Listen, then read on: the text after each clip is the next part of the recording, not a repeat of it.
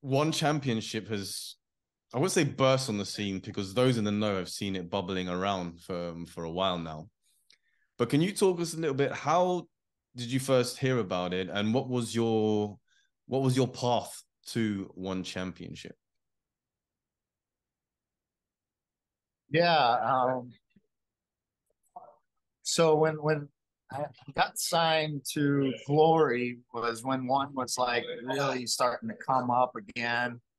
Um, they had gone through some things where they changed the name, um, started implementing the hydration, and more more so they were pushing the Muay Thai and kickboxing a little bit more. With they were having the $1 million shows and the Grand Prix thing, and so at the time I was in a weird decision making with Glory. So I was doing very well with them, and there was nothing to doubt that Glory was going to be my home. Mm-hmm. But of course, when the pandemic hit, was the biggest drawback. And Right, right. for kickboxing wise, in our state, not, I mean, in the world, it's just not prevalent, specifically in U.S. of course. So Yeah. uh, I didn't know if this was going to be the end of martial arts for a while, for Mm. a while, and kind of was watching UFC, and they were like, "Well, we just bought an island, and we're Yeah, gonna put yeah, yeah, fights yeah, on every. And if you want to fight, you get to fight. yeah, You're yeah. not scared to fight, you get to fight." So I'm like, man, Mhm. like I'm not scared to fight. I want to fight. Like, Mhm. but really, there wasn't any discussions with Glory, so I didn't know what was going on, and I still had contract with them, and I was more so like I want to continue martial arts. So if kickboxing at the highest level is not going to happen, what's next for me, and that would be MMA. And so I kind of went back towards my MMA to get that going, because I was like, look, this thing looks pandemic proof to me. Like, and if Mm. I want to fight, he'll give me a fight next week. Yeah. I just need to get myself through the door to UFC. And basically, I did a couple UFC, a couple MMA fights, and it was the substance behind it. I knew I was gonna win, but like it was just it almost felt demeaning for me because the fight was so easy, and the Mm. guys that were fighting just they were canned. So the Okay, guy yeah. was like, "Oh, oh, like this is exactly not what I want. I don't want to be Mm. going backwards in my fight career. Like I'm Mm. nowhere near what I want to be, and that's I need those kind of fighters to get that out of me." Yeah. And I called up my management, who I have just signed with, because I was tired of really dealing with the back and forth. I was Mm. like, let me just get a manager to deal with this for me. And one had already asked for me when I was with Glory, Okay. and Yeah. so there was a bit of talks there, and I had gone to an event to support some fighters, and I kind of knew that they wanted me in the at least in the kickboxing Muay Thai scene, Yeah. and so I played that off a little bit to my manager that Glory still wants me. They're offering this, and one I know wants me. So let's see if we can get a little bit of negotiation going. Yeah. And through that, I was able to sign with one, sign through both three different genres with the kickboxing, Muay Thai, and MMA. Mm. Um, Oh, so you did. Okay. Yeah. but at first, I didn't know with one either, because they were based in Asia with pandemic, and Asia was Mm. really strict, Yeah. and so I didn't know how that was going. They were doing some tape delay stuff that I wasn't fond of.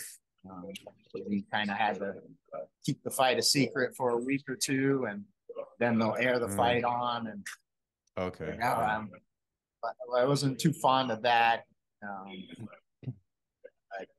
But everything kind of, right when I signed, everything kind of settled itself out. Sure, you know, opened up, Bangkok opened up, and didn't have to get shots or anything to go over there. So that was a relief for me to be able to. And so your first fight was that Mehdi Zatouk fight? Yeah, right. First fight was with. Yeah. So talk us through that, because that was an unfortunate ending, right? You know what happened? There was obviously something that happened to your eye. You know, you were clenching your eye. You managed to get a reverse elbow in as he came to kind of capitalize on that, but he saw you had grabbed your face.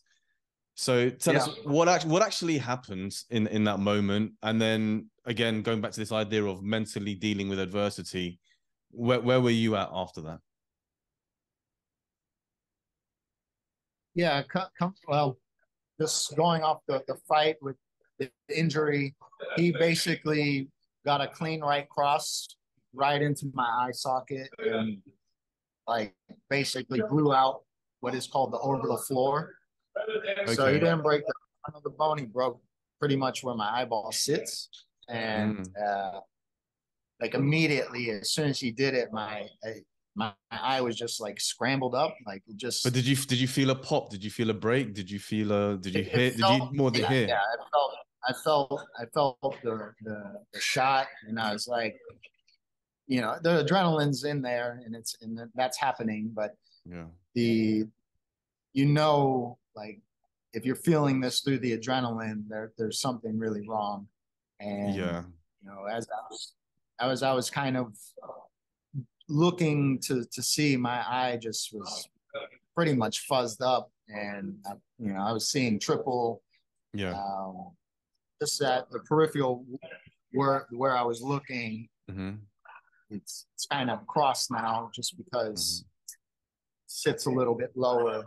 But did the panic set in because, you know, potential long-term damage to the eye, the unknowing? Yeah, for sure, for sure. And even just trying to walk down the street with one eye closed, it's like, okay, this is a challenge, right? But to be in a literally a life or death situation, you know. Yeah, I'll give it to him. He was catching me. He caught me like 2 times beforehand, and you know, particularly after he did that one, I was like, man, can go back out there and risk this, or you know, we might just live to fight another day, which in hindsight was a great decision, right? Because, but so now you just started your one championship career with a loss, and then what? Then what's the mindset? Because now you're going to fight with the Chinese guy, but Han Zihao, and that's what 6-7 months later. Yeah.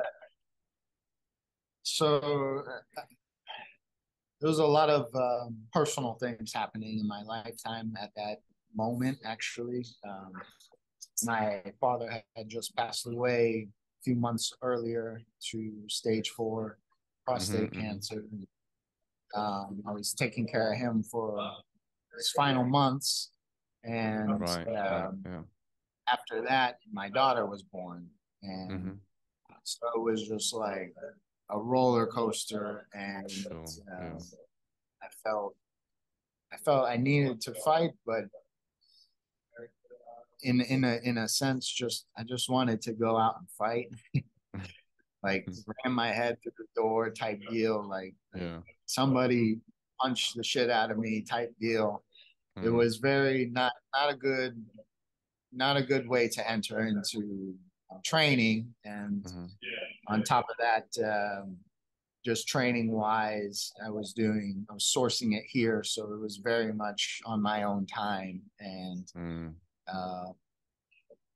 didn't